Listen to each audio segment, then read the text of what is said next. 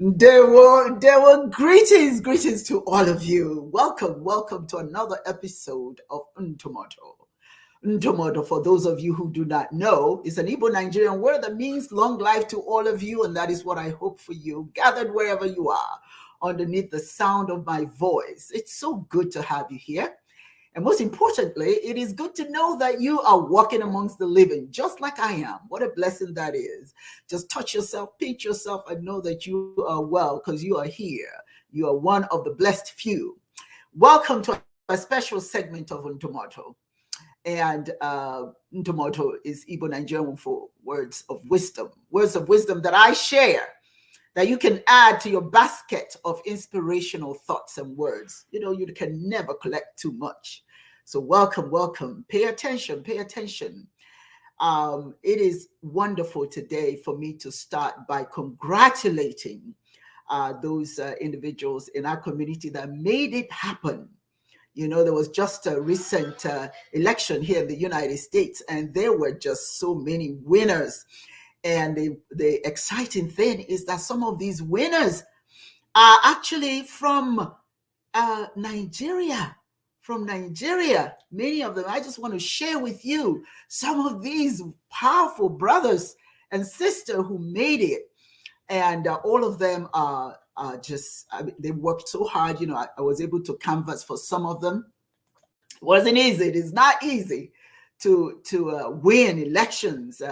So congratulations to Solomon Adesanya, who is representing District 43 in Georgia, and congratulations to Gabe Okoye, who's representing District 102 in Georgia. Congratulations to Segun Adeyina, who's also representing District 110. Congratulations to Phil Olaleye, I hope I say it correctly.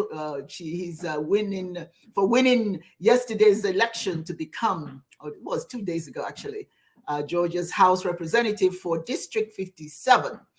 And also congratulations to Tish Nagishe. She is the only woman in the bunch that won. I mean, there were several of them. I think there were about 10 of them. And 5 of them won. No, actually, there were 8 of them. And 5 of them won. Isn't that fantastic? Should we not be proud?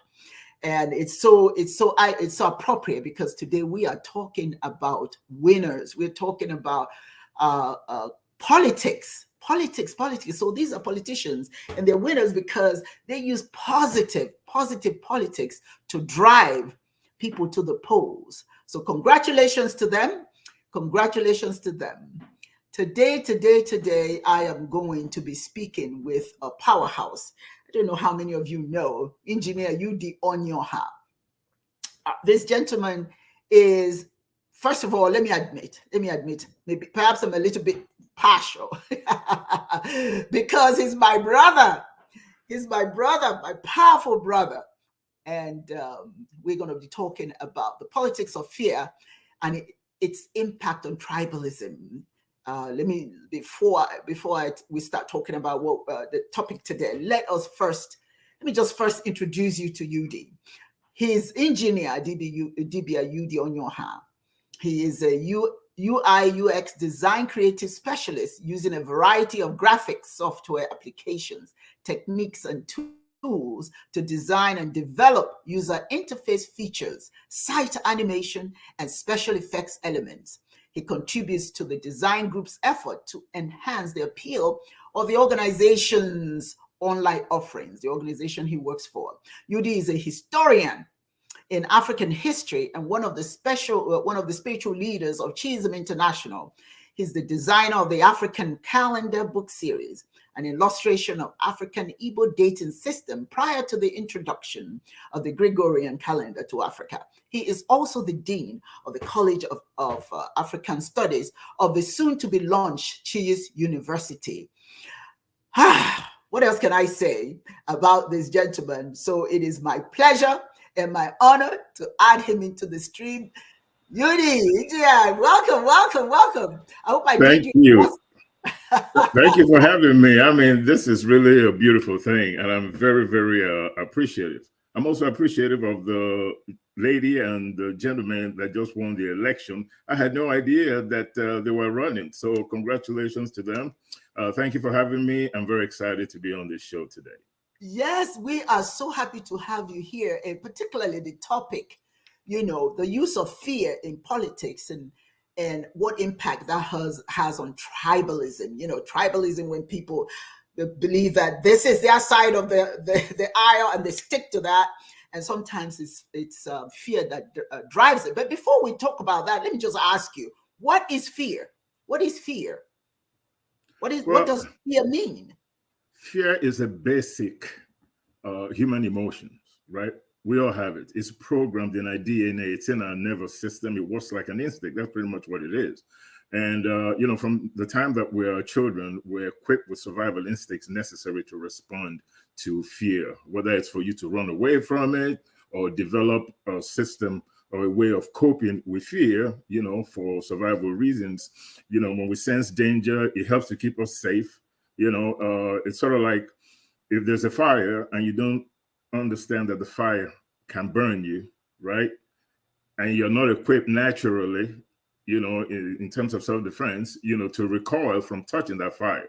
Let's say that you have some medical issues that has to do with your nervous system and you can't feel pain. You will put your hand in that fire, and the only way that you will know that the fire burns is when you are actually burned and maybe your hands or part of the body that was exposed to the fire isn't working anymore. As far as pain is concerned, if you don't feel pain, you could end up dead. So fear is a coping mechanism that keeps us, everybody, safe. It's a beautiful thing, actually. It's divine in its origin, and thank Chineke for that. We need fear for self-preservation. Yes, indeed. Yeah. And when we talk about the use of fear in politics, and quite frankly, in creating this tribalism, if you will, how is it used? How, in your opinion, do you see it being used in religious purposes, for race baiting, if you will, gender discrimination? How is fear used, in your opinion? Well, it can be used as an instrument of control. There are really two phases of it, at least in my opinion. One phase is direct intrusion from the outside, maybe an invasion or something like that. And the current leadership or people that are vying for leadership exploit the fear that people have of this invasion. That is one aspect of it. Usually this aspect happens prior to a particular group of politicians or people get into power. Now, once they get into power and they're autocratic in nature, then they start exploiting the fears of the people further, either by maintaining the lie that there's this invasion coming from the outside that is never coming, or they demonize a segment of the population, usually in the minority, so that the majority that gave them support starts to look at the minority group as a group that is after something that they have, or a group that is responsible for any kind of bad economic situation that the country is experiencing. So you could demonize people from the outside to gin up fear within the population so that you could control them. Or you could manufacture fear by baiting a local population as the bad guy, as the reason why a country is going through whatever it is going through. Now, tribalism can be of a physical, nature, in terms of, in Nigeria, I'm Hausa, I'm Yoruba, I'm Igbo, I'm Efik, I'm Ibibio, so on and so forth. I'm white, I'm black, I'm Asian, Native American, whatever. All right, these are the different archetypes of human race. Then you have people that are not of the same race, but they're not in the same political mindset. Democrats, Republicans, right? People that are on different camps as far as ideology. or philosophy is concerned. So you have that politically, like in America, Democrats, Republicans, or different political parties all vying for representation of the people and ultimately winning a seat or becoming the leaders of a country. Then you have people that differ spiritually, Muslims, Christians, Buddhists, blah, blah, blah, what have you, right? And you could exploit any one of these for any political, purpose in terms of trying to induce fear so that you could take control. If you're in a country that it's a majority, let's say Muslim, and then you decide that the Christian minority is going to be your scapegoat so that you could continue to have the support of the general population. You go about manufacturing, things about the Christian population. Sometimes you might even develop some kind of terrorist attacks yourself, terrorizing your own population, then blaming the Christian population or vice versa for the bombings and for the violence. So since fear is part of this natural human instinct for survival, it is easy to control people once you get them to that level, right? It's an unpleasant and often strong emotion that causes an anticipation or awareness of danger. And once you're able to exploit that, you have the population. Adolf Hitler did it by demonizing the Jews and blaming the Jews for the problems, the economic problems of Germany, without letting them know that the reason why Germany is in the position that it's in right now is, number one, because of World War II. They had to pay reparations to France. So that was taking a lot of their GDP, a lot of it was going to France. They never told the French people. Instead, they demonized the Jews as the reason why Germany is having economic problems. Not to mention the fact that at that period of time in the 20s and 30s, the Great Depression affected global economy. But because of the idea that you could use fear as an instrument of control, they exploited the German population who were already fearful of their future, wondering about where the next meal is going to come from. I mean, back then, a loaf of bread was like a zillion Deutschmarks. So you can imagine that money had no value. You couldn't buy anything with value. Couldn't buy anything of value with money, although there were people prospering. So they just continued to print money. Money was in the hands of a few people. Those people that were rich were actually investing in other economic instruments like gold and paintings, because those things had more value. Their value always appreciate. They never go down for the most part. But money, cash money, the value based on the economic conditions can totally depreciate where it becomes worthless. In Nigeria, it's the same thing right now. There's a lot of things going on in Nigeria right now that is inducing fear of survival from the population. And so some politicians, decide to exploit a segment of the population, hoping that that would take root, all over the country. And perhaps by demonizing a segment of the population, they themselves remove the focus from themselves, focus being mismanagement and corruption. It's really a way for them to put wool over the eyes of the population so that you're not looking at them and you're looking at something else. You're distracted. The fear of going to hell, for example, in religion, the fear of religious violence, not being able to satisfy the lowest rung of Maslow's hierarchy of need, which is the physiological need, food and shelter, and roof over your head, food and shelter, good health, stuff like that, and having a job to do it. That's the lowest level of Maslow's hierarchy of need. And people in a devastated economy, in a political climate that is very threatening, are always fearful.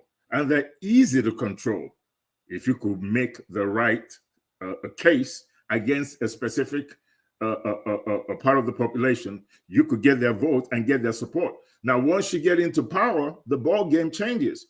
Now, to maintain your control over those people. You're going to do it one or two ways. Either you wipe out the segment of the population that you demonized, or you now move the violence to the general population. If you speak out against the government, off with your head.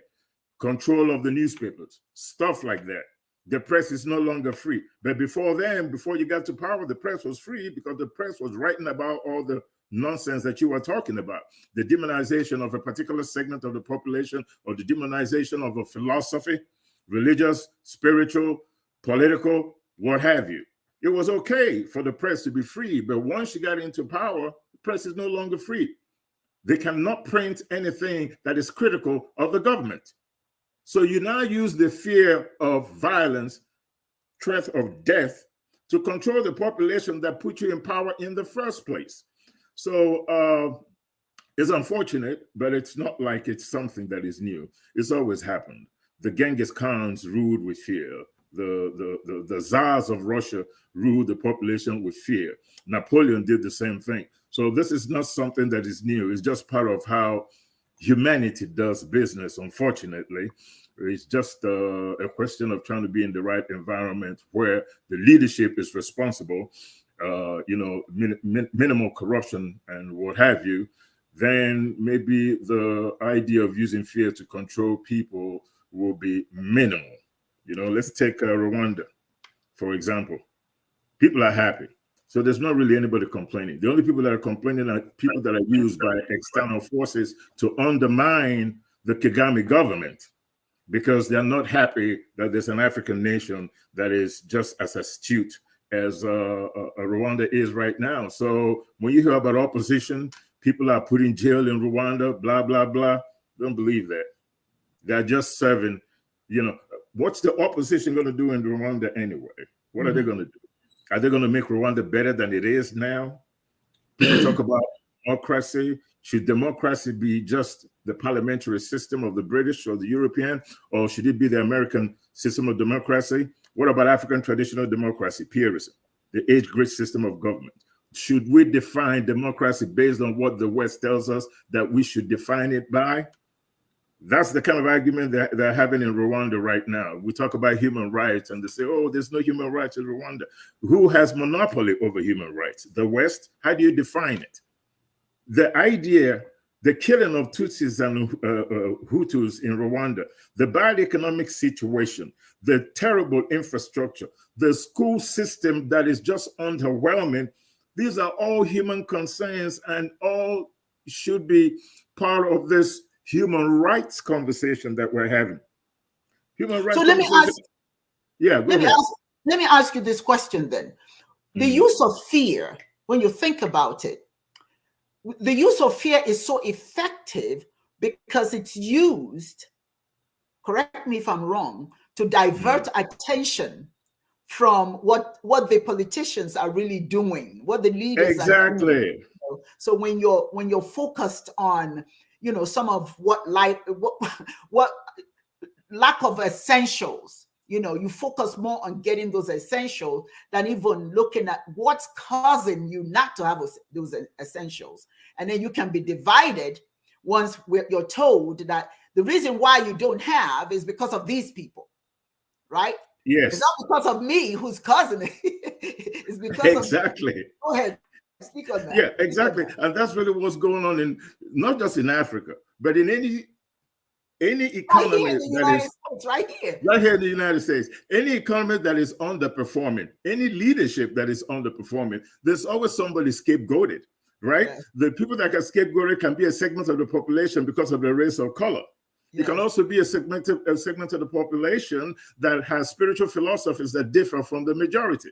Yes. Right? It can be a segment of the population that has different economic or political, strategies that differ from the general population. And sometimes these strategies from the opposition are usually what the country needs, but the leadership is not interested in that. They're interested in stuffing their pockets with loot, keeping the population in fear of what is going to happen if you speak out.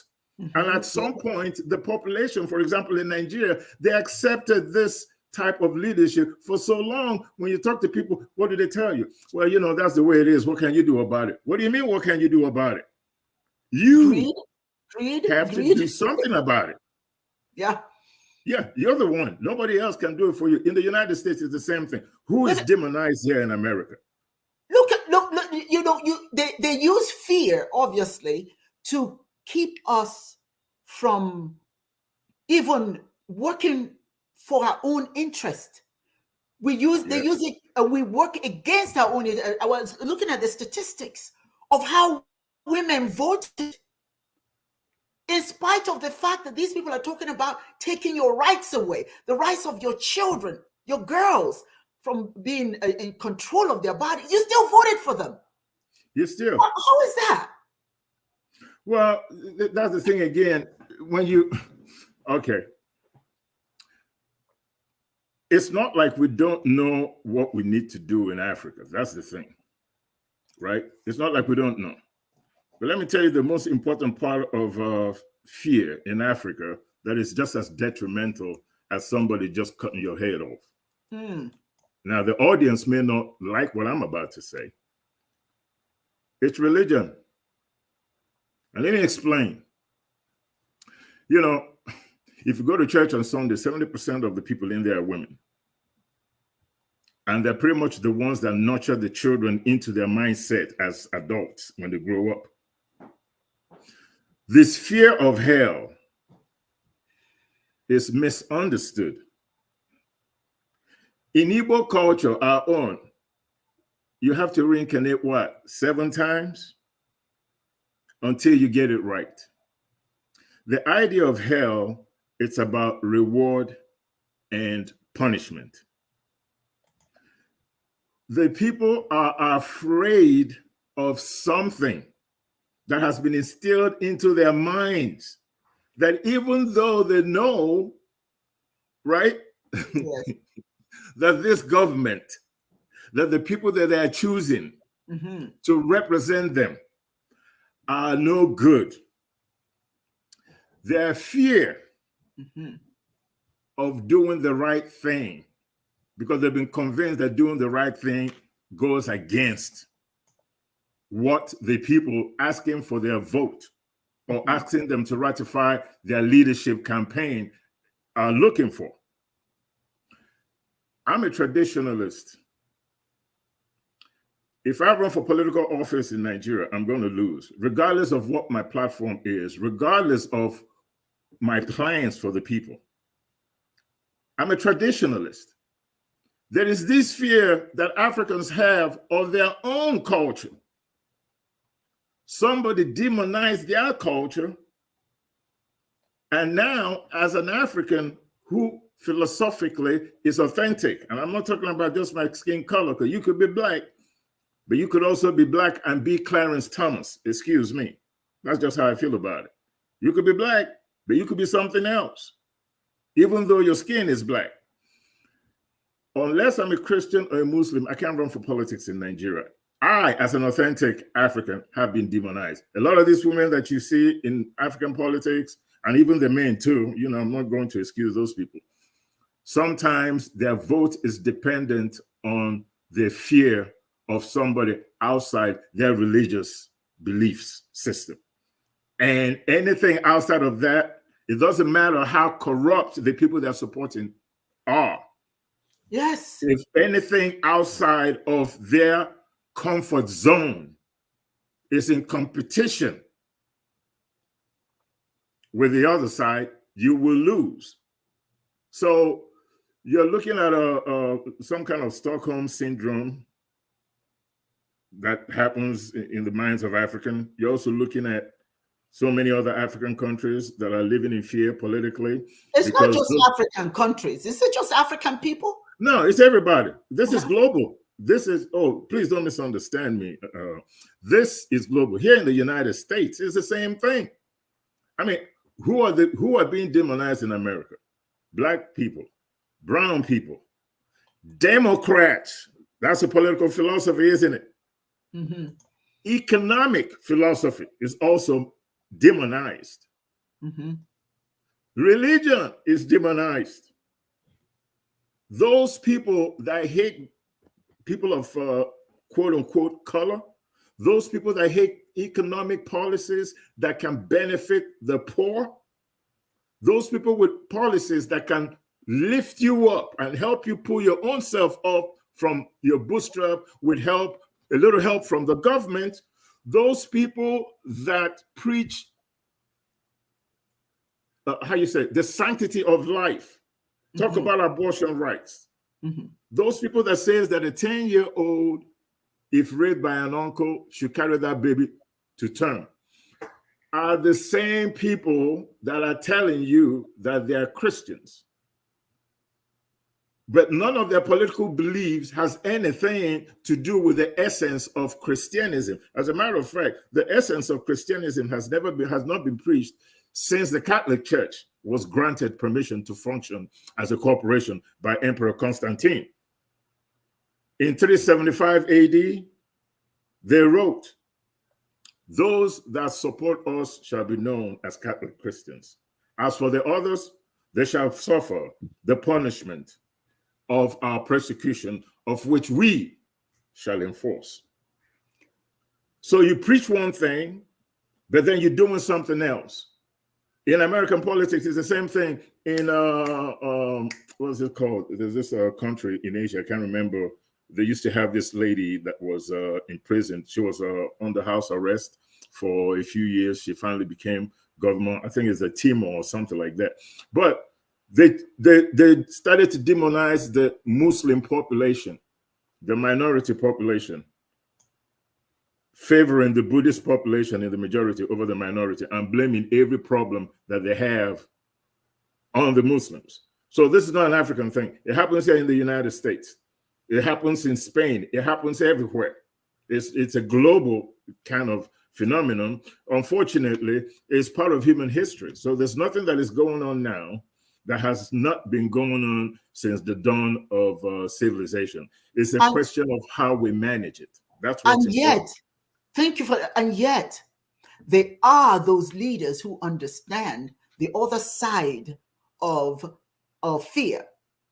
That fear, yes, may control the people, but it doesn't necessarily help them grow. And when people don't grow, the nation suffers. There are those who understand that if you do the opposite, if you make the people happy, if you support them, if you build them up, if they need, give them what they need to build themselves up and become constructive members of society, that society does better. Look at Dubai. Look at Dubai, Udee. Talk about Dubai. Dubai, if you get married, they pay for it. The government pays for it. For it, whatever sales are made through the oil, sales of the oil, every citizen gets a cut. If you have a child, if you give birth, they pay for that. They pay for weddings. They pay for everything. As a matter of fact, if you want to buy a house, they'll pay for the house. How is it? And then, of course, that means that everybody's happy. Now, let me ask you, if fear is used to control people, how is the opposite able to make people more constructive as citizens? Very, very good questions. I'm going to give you two-pronged answers here. One of them is a double-edged sword, but let me start with the good stuff first.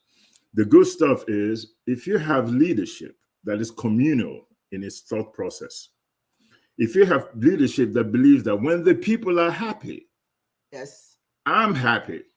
When the people are enjoying life, if power is the fruit of life for me, give me excess of it. Shakespeare, of course.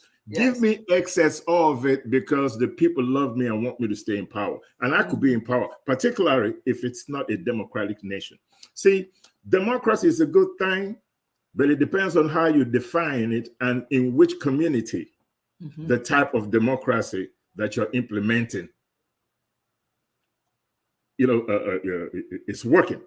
Now, Dubai, their king, I listened to an interview that he did one time, and he said exactly what I said. And, we've been at this fight for so many years now, for so many decades, and we said the same thing. Engineer Udee Onyioha has said the same thing.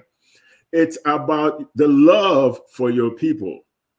Any leadership that has love for its people is going to make sure that the people are happy by creating good educational institutions, good economy, providing safety, infrastructure, providing all these things that make life enjoyable. If your citizens are happy, you will be happy. If power is what you want, you will have so much of it, you wouldn't know what to do with it. Dubai is a monarchy. And this monarch, unlike a lot of other monarchs, is not about himself, because he understands, even though he has the wealth as a monarch, if his people are happy and the country is successful, his wealth will expand exponentially. So he understands that. And I wish that leaders in Africa can understand that by serving the people, you serve yourself. That's one prong of the answer. Now, the next one is the idea that fear is not always a great control mechanism, because sometimes the people that you're controlling may have enough of you. And if through some kind of underground, meetings and dialogue, they're able to have a consensus that they need to take control of this abusive government, then you got a problem. So on one hand, you use fear to control them, but at some point, the fear that you are using to control them is now an instrument being used against you. You push a man to the wall, it's kind of difficult to try to push him through it. Some societies just say, no, enough is enough. Britain tried it on the United States. And what happened? The American Revolution against the tyranny of King George of England. And it was over for them. George Washington became president, and that was it. Not just here, it happens in other countries. Hitler used fear. In the end, in the beginning, the United States was afraid. They didn't want to get into the war. People tried to get Roosevelt to declare war against Germany. He refused to do it. He only did it after Japan attacked Pearl Harbor. That's when he realized that we can't no longer avoid getting into this war with Germany for the good of all humanity. Even though they were supplying arms and food to, France, to the partisans, the guerrillas, people fighting guerrilla warfare, both in Russia, Great Britain, and what have you. They did all that. So at one point, fear can now become an instrument of an uprising. Martin Luther, back in the 16th century, was called in by the Pope and the King and told to calm his followers down, because his followers were terrorizing the aristocrats, murdering and killing them because they were tired of what the Catholic Church was doing to them. And they told him, if you don't stop your people from killing the aristocrats, we're going to unleash hell on your supporters. So they came to a compromise, and it stopped. But the Catholic Church was terrorizing the people until the people couldn't take it anymore, and the Lutheran movement began. So fear is a terrible thing. It's terrible not just because of the fact that I don't know how to put it, but it's not just because of the fact that you are terrorizing a particular segment of the population, but it's just the fact that those tactics never really last, and nothing good ever really comes out of it. Yeah. Let me ask you this. You talk about Rwanda, and talk a little bit about how how fear was used in Rwanda to cause such a calamity, the killings of so many. Is it Hutus who were killed? Yeah, it was Hutus and the Tutsis. The Tutsis were the minority, and the Hutus were the majority. And what happened was that the former colonial masters was supporting a segment of the population, which was the Tutsis. So when the Tutsis got into power, they started to mistreat the Hutus, who were in the minority, who were in the majority. Mm-hmm. The minority Tutsi started to rule the majority. most, again, tribalism comes in and all that stuff because we practice what I call a bastardized economic modernity, where we try to borrow things from the outside, throwing the baby out with the bathwater. Everything African is no good. Let's supplant it with something that is foreign, and hopefully that will solve our perceived problems. The Tutsis, all the government positions were given to Tutsis, and the Hutus weren't really getting anything. Right? So at some point during this crazy political process, the Hutus came back into power. When the Hutus came back into power, they started doing the same thing, marginalizing the Tutsis. Mm-hmm. Then the Tutsis came back, and a Tutsi person became president, ended up dying. A Hutu, I think a Tutsi became president, and then ended up dying in a plane crash. And the Hutus were blamed for it, right? And then when they were blamed for it, that's what happened with the killing. Then, what's his name? When the president died, Kagame, who was the head of a Tutsi Revolutionary Army or something like that, took power. And then when he took power, he now decided that what happened is not going to happen again. And he got the right kind of people in office. And the first thing he did was education, infrastructure. Let me say that again. Infrastructure. And then the police, to make sure that the legal system in Rwanda works. Because these three things will attract foreign investment. And that's exactly what he did. And that's why Rwanda is the way it is right now. We need a leader like Kagame, maybe somebody like Rawlings, may God bless his soul, who passed away. We need leaders like that. The leader from, what do you call it? I can't remember his name, but it's the country after Nigeria, not Chad, the other one. Can't remember what his name is, but we need those leaders that are communal in their thinking.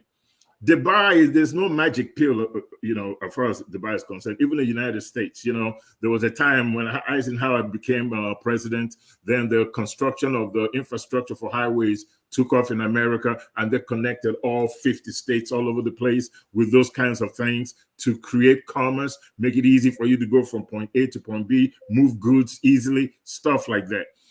We just need leadership in any or all African countries that have love for their people. But Udee, I'm sorry to interrupt here, but I see what you're saying, but one of the most frustrating things is that when you do have these good leaders, they're taken out. So do you think that that's fear also that's being pushed against our leaders, so that don't be too good. Don't be too good, because think about it. Think about all the good leaders that we've lost. Okay, think about that. Why are the other leaders not copying, emulating what they did? Because we had some good, we had some. Look at what's his name that was killed, Libya, Muammar Gaddafi. Muammar Gaddafi was made to seem to be an evil man. But if you go and read what the man tried to implement in Libya, and look at the condition of Libya today, if you look at all the good African leaders, where are they now? If you look at the Barack Obama here, if you look at Clinton, how Clinton, because of the sex abuse thing, I don't even remember the name of the woman that supposedly he abused, Monica Lewinsky. Okay, and Clinton was a good president.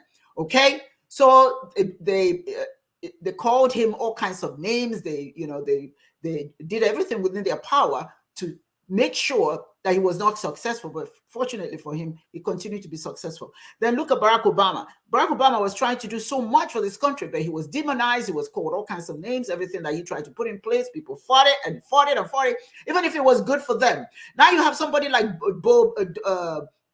Joe Biden. Joe Biden, yeah, they mock his age.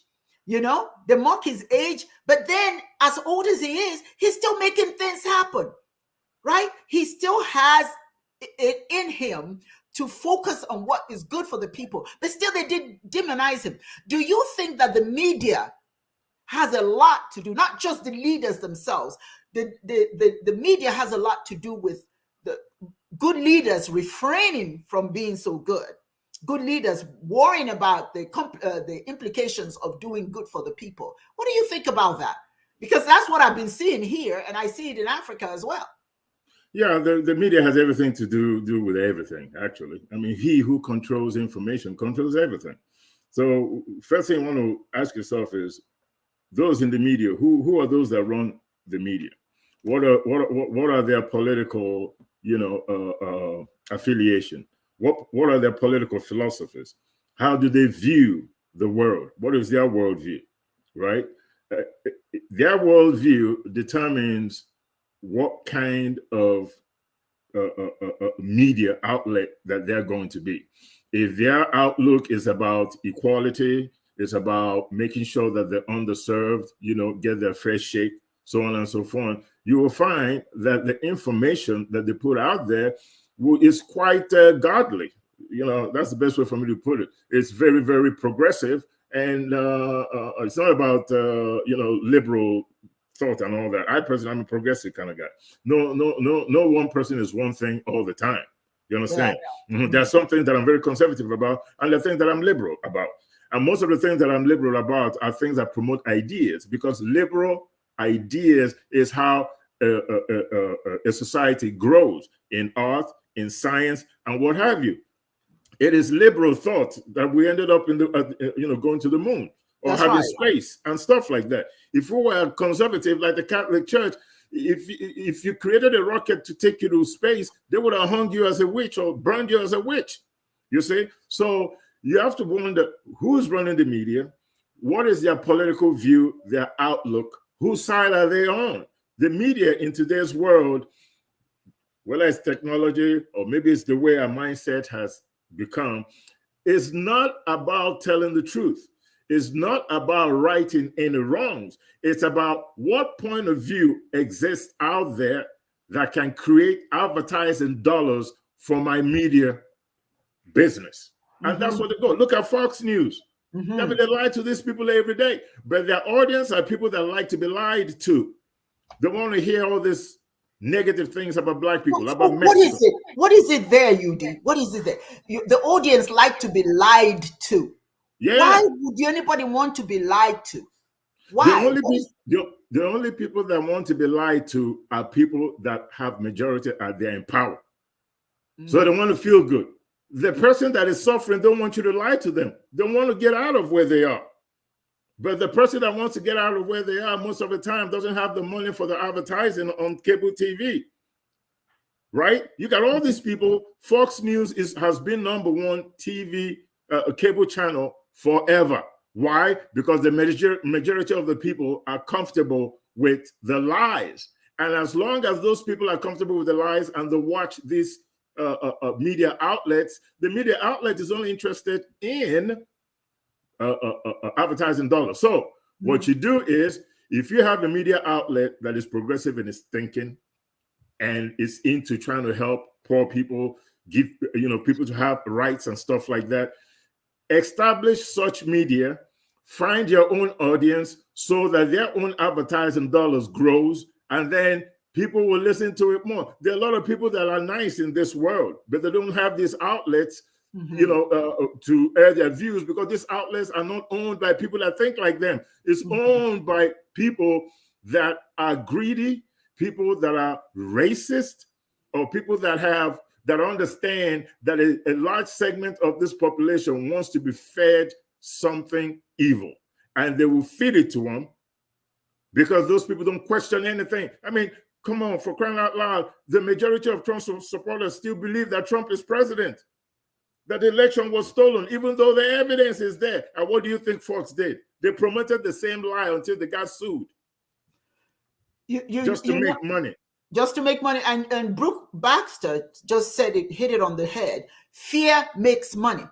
Fear makes money. The psychiatrists, big pharma, church, all of them thrive financially due to fear. Nobody, you know, for the most part, when somebody has a concern and need, you know, they become more gullible, okay, to fear, you know. And these, it's like they're all connected. It's like a puzzle. You know, this one is connected to this one is connected to this one. They all feed off each other.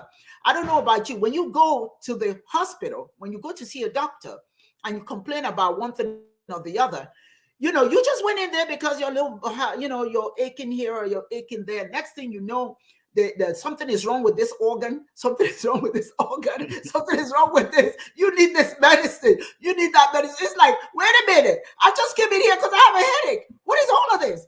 But all of this is costing you money. And out of fear, because you want to survive, right? You buy into that. Then you go ahead and do whatever they want you to do. So it's a vicious cycle and they're all connected. It's a puzzle out here. Go ahead. Let me say this, right?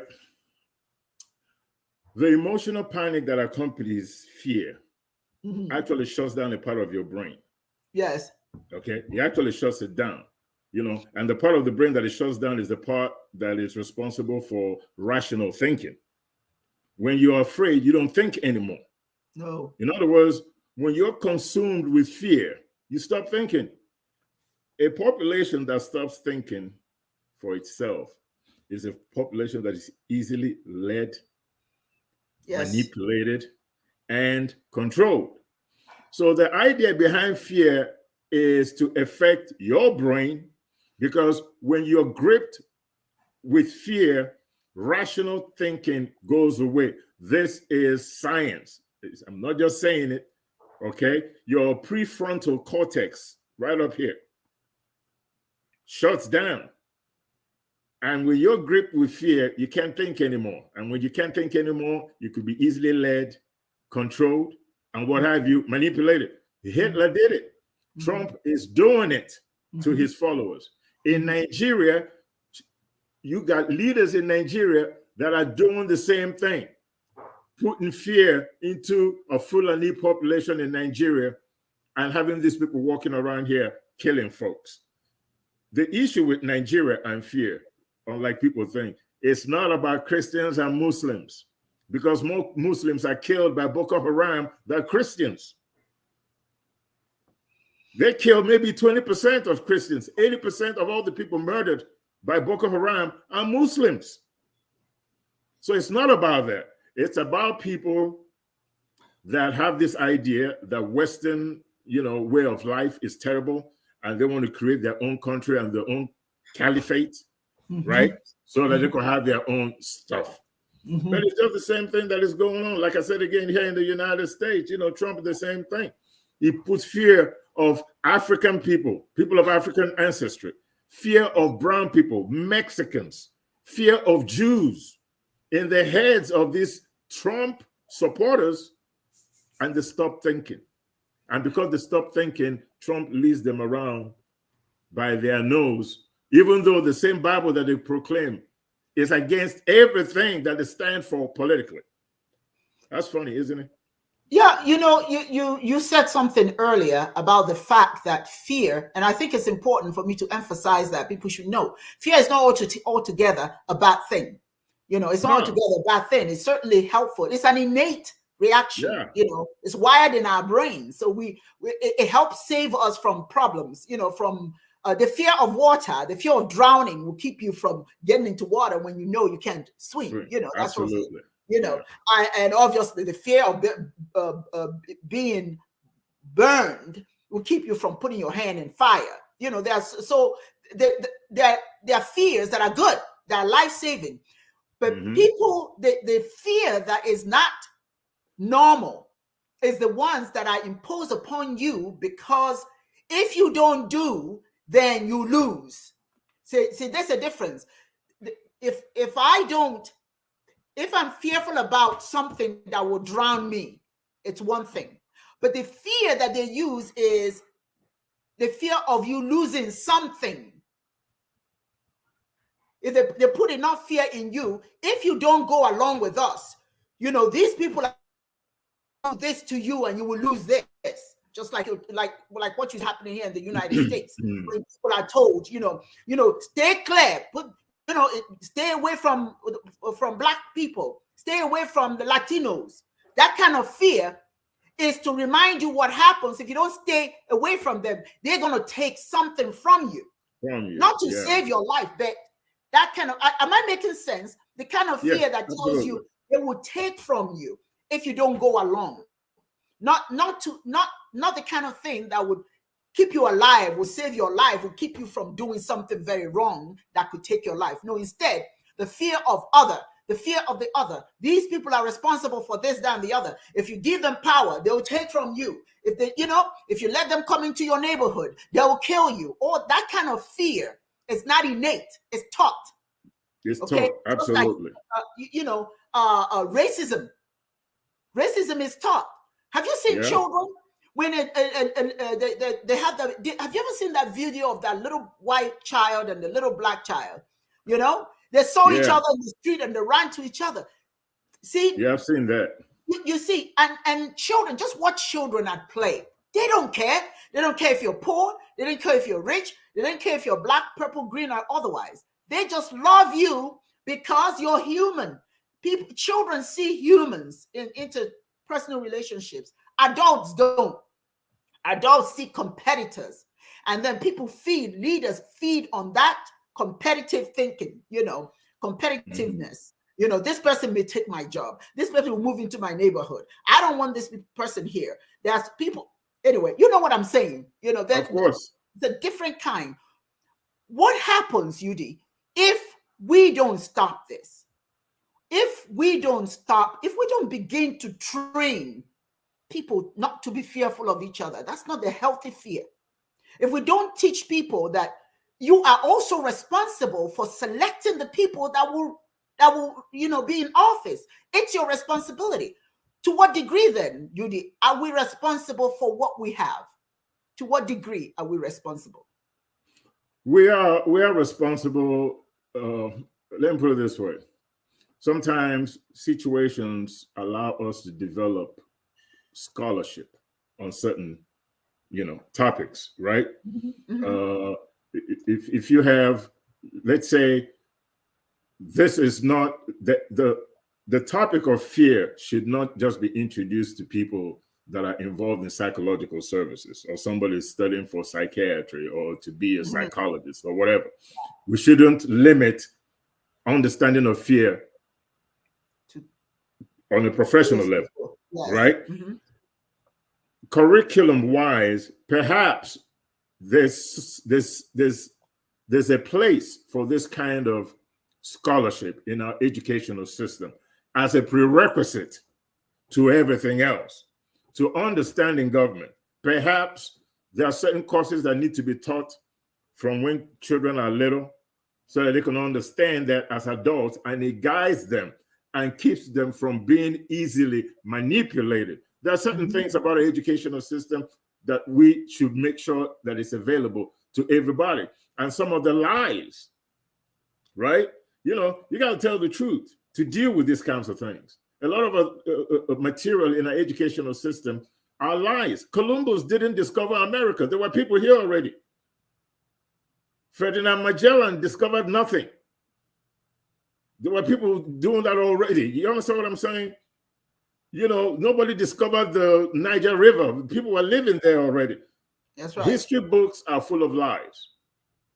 And if you just told the truth about how humanity came about, how the first humans migrated from Central Africa all over the world about 280 million years ago, if you tell the truth about what the world is all about and how we got to this point, you could do it. Don't depend. The guy who lies all the time is not going to suddenly get up and tell the truth if lying has always been beneficial to them. They're always going to keep it that way. If lying keeps a segment of the population misunderstood so that another segment of the population can continue to be in power. As long as they control scholarship, they will continue to spread those lies. And ultimately, or finally, just from one person to another, the solution to fear is courage. Fear in itself is a healthy thing. It just depends on how it's used and for what purpose, right? But you have to have courage. Mm-hmm. You know, when you go into battle, you are fearful. But it is your courage that makes you go out and face the bullet. There's a lot of things, when you're jumping out of an airplane with a parachute, you're scared.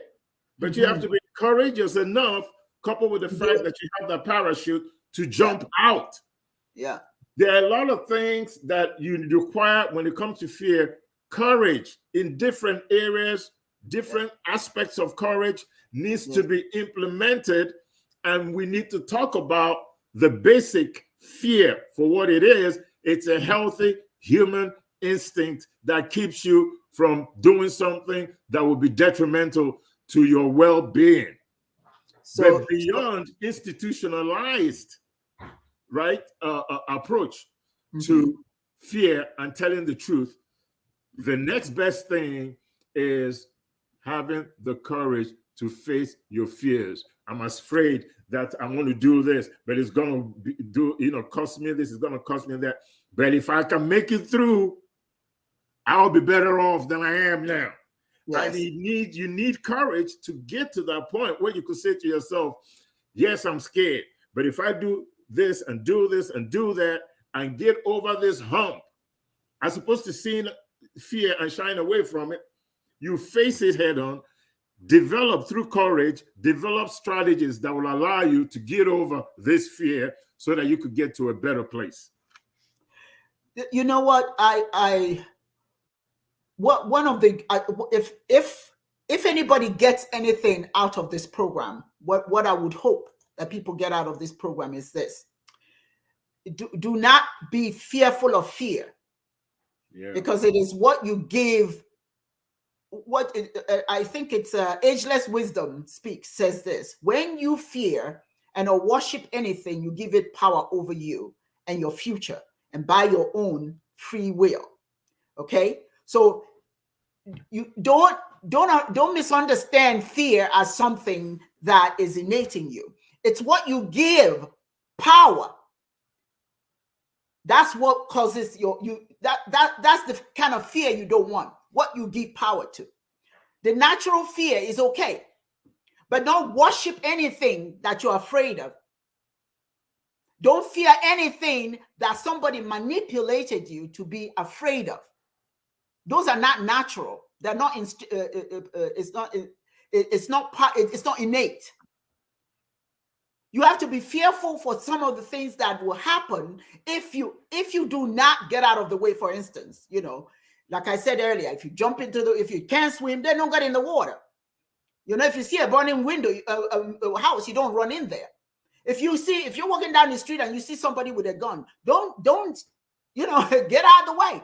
If you see, if you're in traffic and you see somewhere that if you find that you can have an accident by driving a certain way, of course, that's the kind of fear that you want.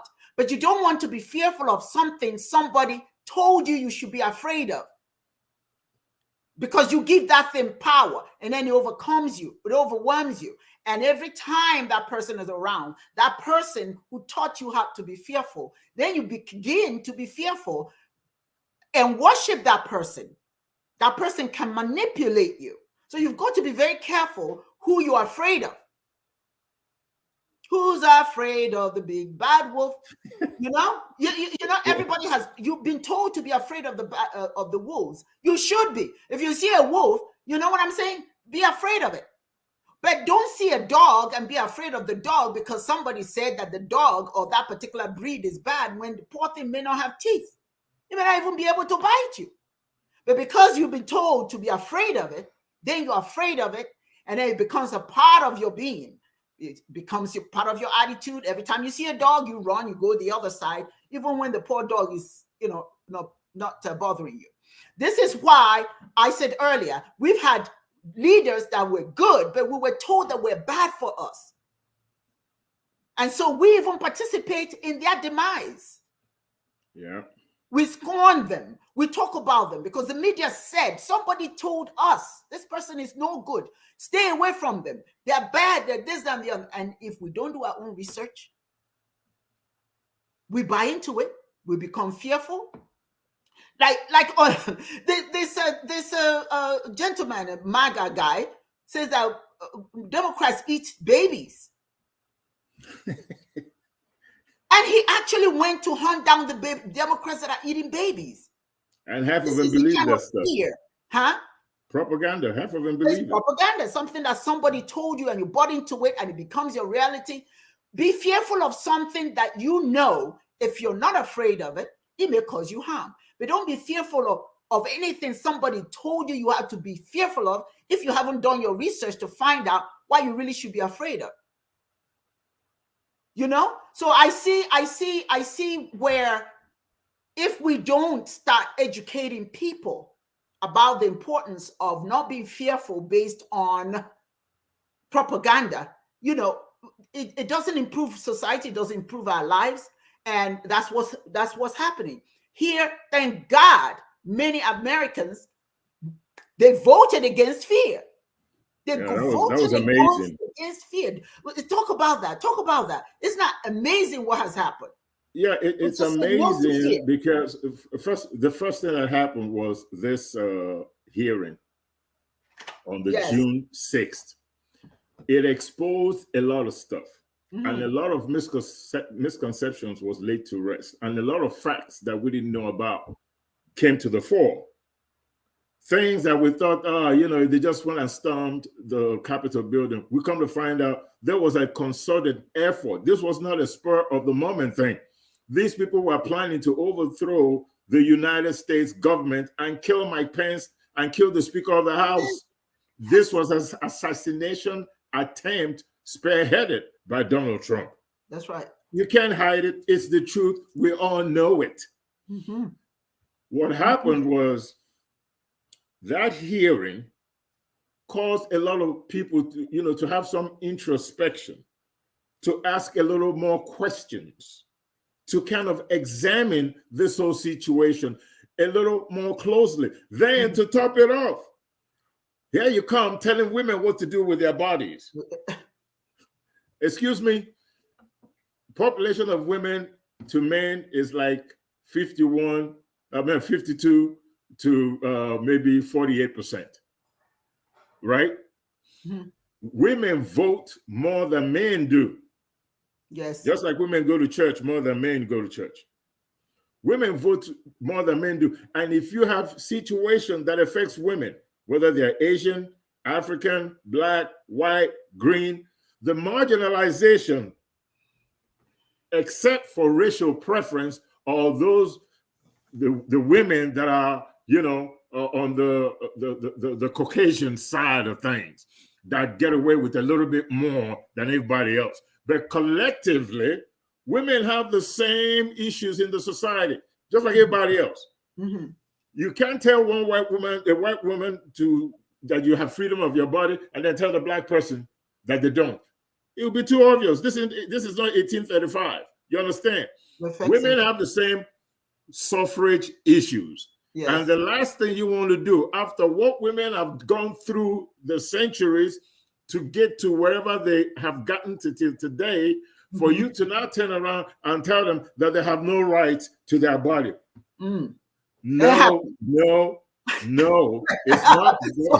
Wait a minute. On Fox News yesterday, I think it was yesterday, one of the hosts suggested, instead of trying to understand why women voted the way they voted, instead of trying to understand that women said, hey, I want to be in control of my body. I don't appreciate some of these things that are going on against guns in the schools, all those.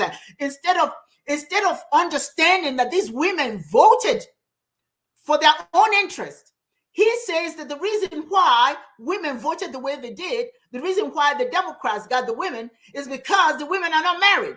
They are single women. So what we miss, he said to the men, if you want women to vote Republicans, they got to get put married. a ring on it.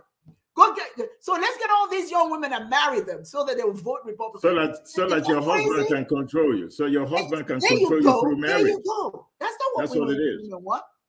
You know. So I want to just read this very quickly. Time is against us now.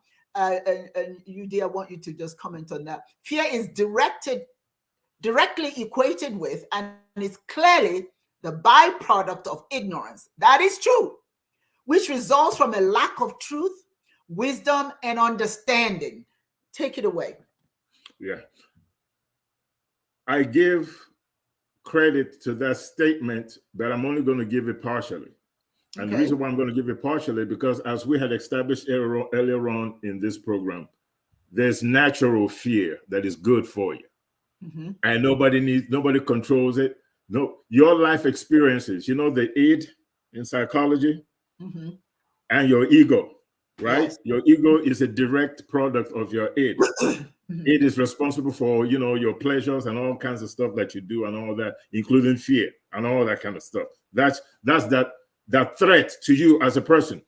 You come out, you've heard about lions, lions kill, so you come out. You don't need a propaganda to know the lion will eat you if you step out. That's there. Right. It will eat you. So be very afraid. So that means when you go to safari and they tell you to wind your windows up, don't let it down, keep the windows up. Don't get out of the car to try to take a closer photo of a lion like some European guy did in Kenya.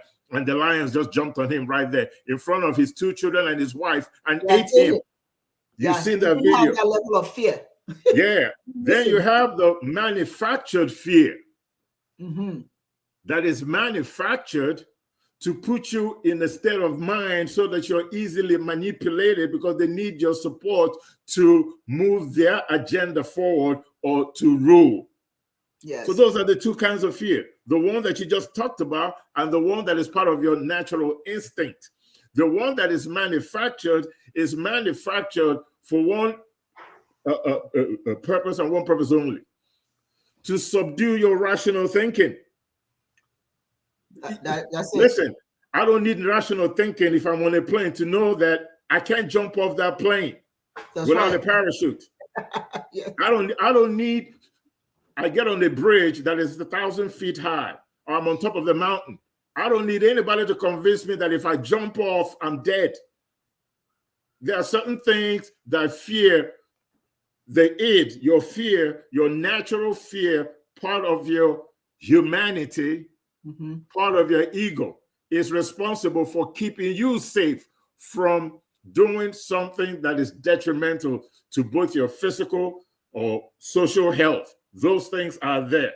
Bam. Mm-hmm. Can't do nothing about it. Then you have the one that is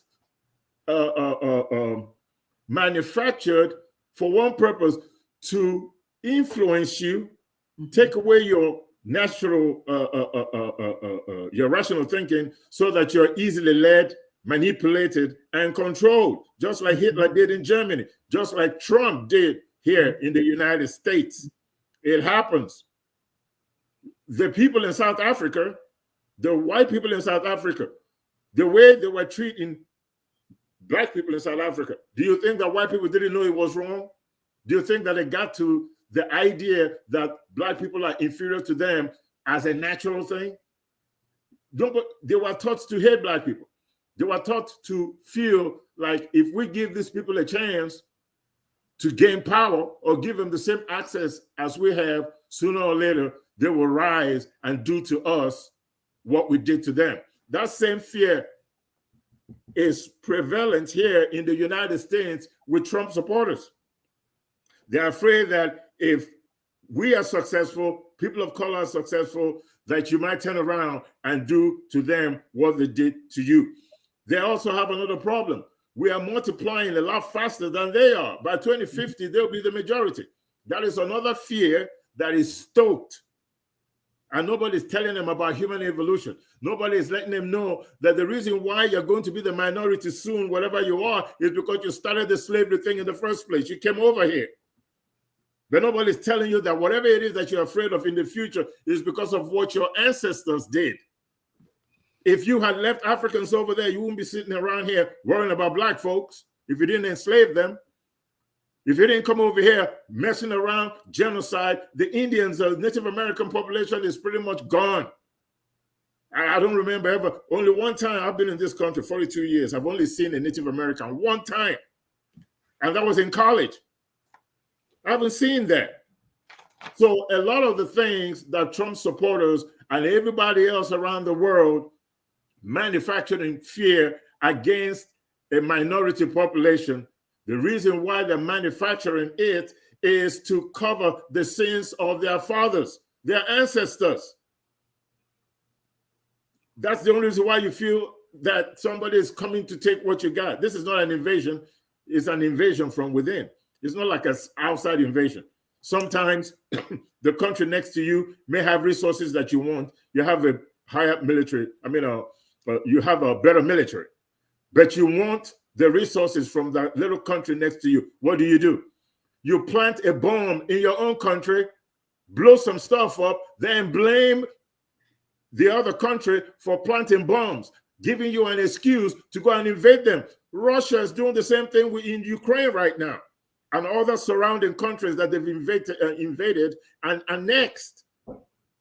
So yes. When you manufacture that fear, oh, our neighbors just blew us up. Now people are easily manipulated. They're not thinking rationally anymore. They now believe that their neighbor is now their enemy because of something that was fear that was manufactured by their leadership just to get the resources of their little nation or their neighbor. It's all about greed. That's it's all about greed. And I want us to end on this note. First of all, Udee, thank you so very much for being here.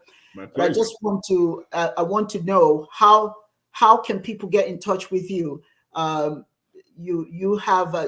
the creator of the African calendar.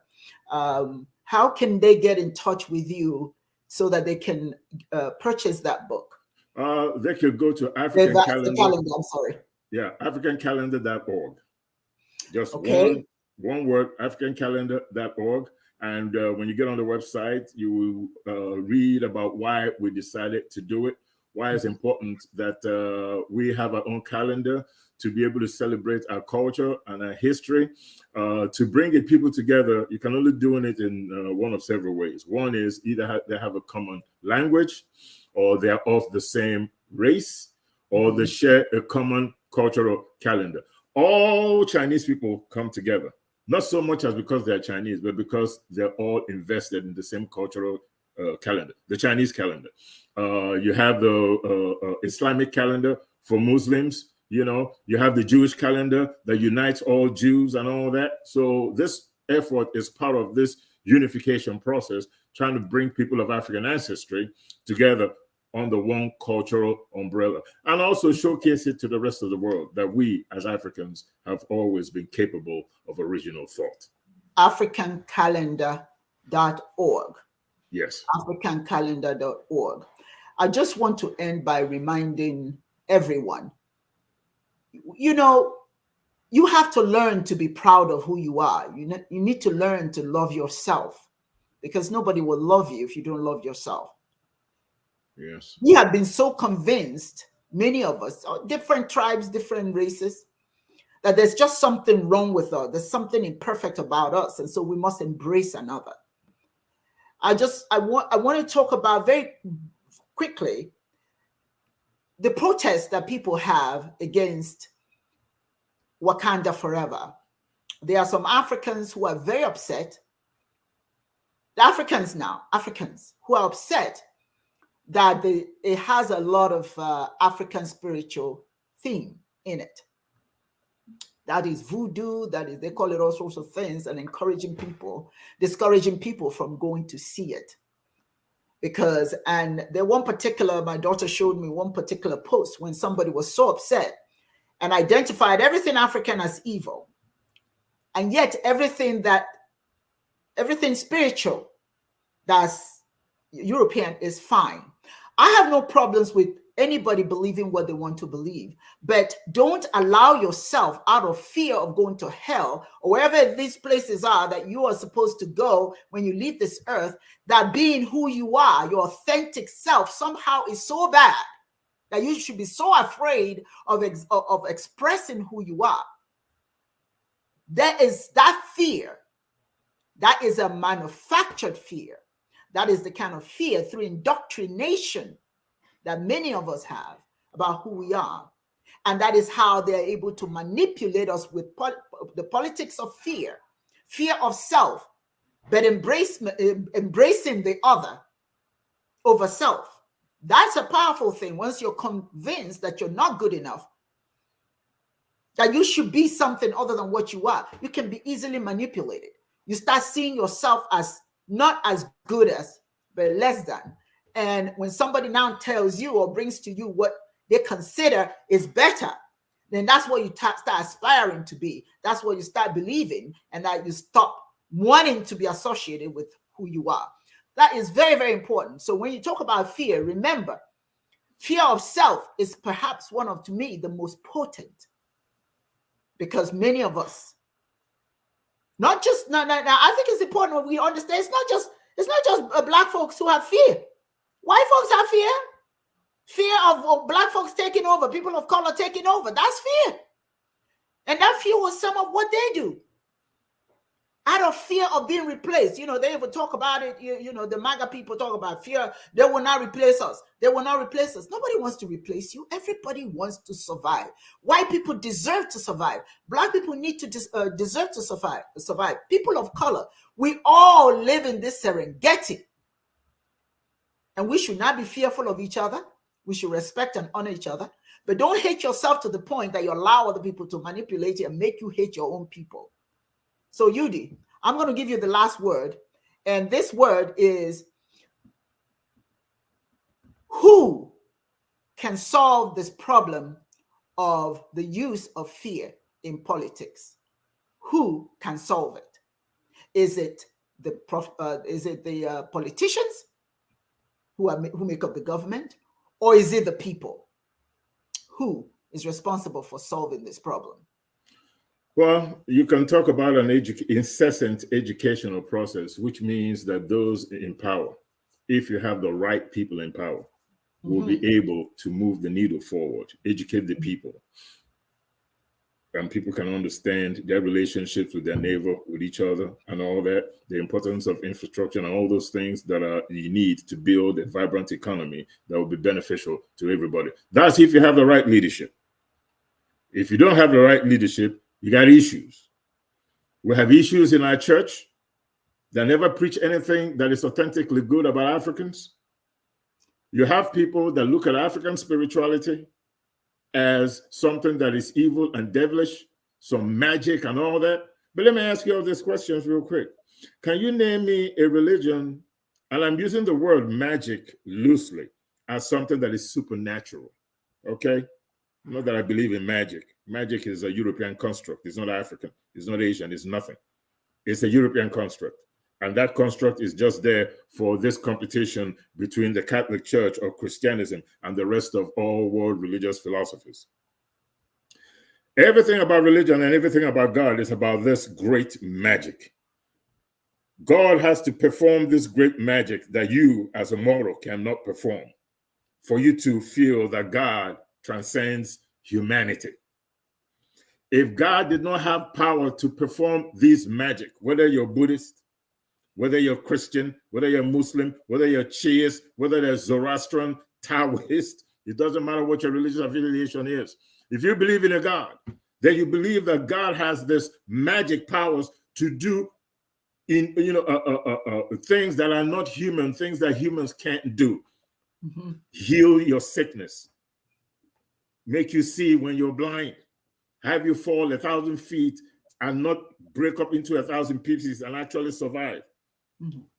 Do all these magical things that you as a mortal person can't not do. You ascribe it to something greater than yourself, and that something is the Almighty God, Chineke, in my language. So it's funny to me that people that believe in magic, the magic of walking on water, the magic of feeding 5,000 people with a loaf of bread, the magic of turning water into wine. And I understand why he turned water into wine, because when you're drunk, you get to listen to what the heck he's talking about. going into the stomach of the whale and surviving, going into the lion's den, bringing down the whole building, Samson, walking, turning around, Lot's wife turns to salt, separating the Nile River so that the Israelis can walk through it, turning your staff into a snake and water into blood in Egypt, killing of the first sons. All those things are magical. How come, as a black person, if I eat chicken, it's a black thing? But white folks eat chicken too. Every religion believes in some kind of magical power. And I use the word magical loosely. Every religion believes in the magical power of the Almighty God, Chineke in my language. So it's funny to me that people will excoriate a movie, want you not to see the movie because it's full of magic, when their religion is about the magic. I mean, you are dead. 3 days later, you rise up from the grave into the heavens. Is that not magic? And when the rapture comes, when the 4 horsemen are coming down from the heavens to take 144,000 people from the 12 tribes of Israel, is that not magic? The world was created in 7 days in the Bible. Is that not magic?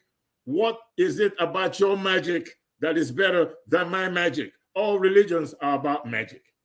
So I just want to put that out there so people can understand there is nothing that is not sanctified in any religion, because every religion believes in a magical, some kind of magical power of creation. Whatever it is, we just tell the story differently, but we're telling the same story. Yeah. So your voodoo is just as good as mine. And for ageless wisdom says that it's not magic; these are blatant lies. It's blatant lies. That's what I'm saying. But that's what I'm saying. When they're telling all these lies and spinning it, first of all, please, people, please understand one thing. There's nothing about religious beliefs that is based on something that was tested in a test tube. Most religious beliefs is our explanation of how we got here and where we think we might be going. Most things about religion is about controlling human behavior so you are civil with your fellow human being. Thou shalt not lie. It's not a Christian thing. Every culture has the same saying. You can't lie. Thou shalt not kill, with a caveat, of course. Thou shalt not bear false witness. All these things that are designed to control your behavior so that you're not evil to your neighbor was put in place by every spiritual philosophy or religious philosophy in this world. Is the same thing across the board. There is no difference. We just tell the story a little bit differently. All human systems are products of religion. Thou shalt not kill was the first spiritual philosophy that we adopted, and then it was put into civic law. If you kill somebody, you go to jail or you get a death penalty.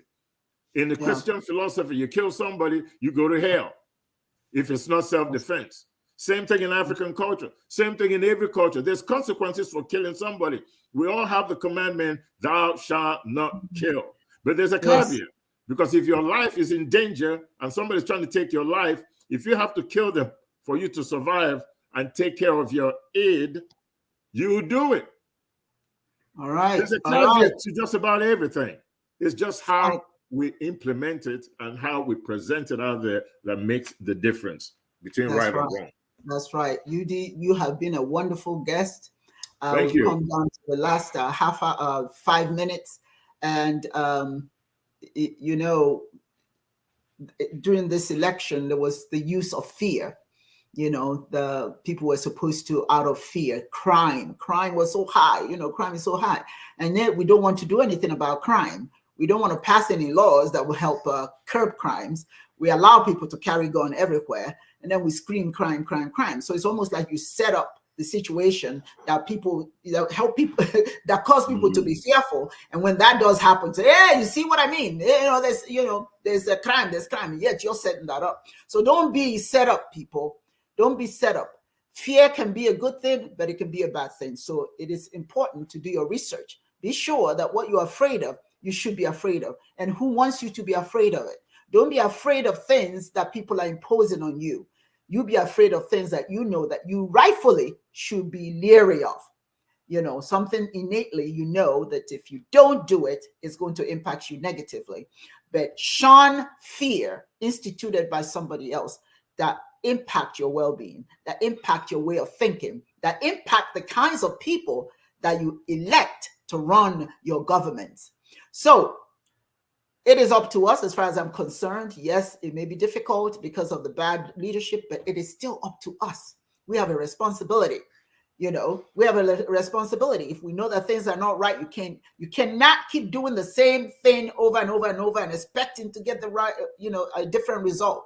So what we do impacts who comes into our space, who we allow into our space. If a man tells you what he is, you better believe him. If he says he's going to do this to you and he's a politician, but you don't listen to that, what's the incentive for him to him or her to change? If you know that they're no good, then don't go for them. Don't vote for them. Don't buy into their nonsense. Do not agree that the only way to be woke, you know, that word woke, I don't even understand why they use it. So, I don't either. You know, when people tell you to fight being woke, is it wokeness? To fight it, what does it mean to be woke? That you're alert, that you're smart, that you're thoughtful, that you investigate, that you research? Is that what it means to be woke? Don't let anybody make you fearful of being woke. Don't make anybody make you fearful of finding out information yourself. What you find out, for the most part, is what's going to guide your behavior, your attitude, and your interpersonal relationship. Be wise, people. Get away from fear. It does nothing but hold you back. Udee, thank you very much for your for spending time with us. And we're going to invite you again so that we can continue our conversations about different topics. But you've been a wonderful guest today, and I want to thank everybody who joined us today, wherever you are. Thank you for being here. And those who shared their comments, those who were on YouTube, Facebook, wherever you joined us from, thank you. It's always a pleasure to have you here. And we look forward to having you next week on the Ntomodu Show. Have a good day, everyone, and please be safe out there. Thank you. Thank you.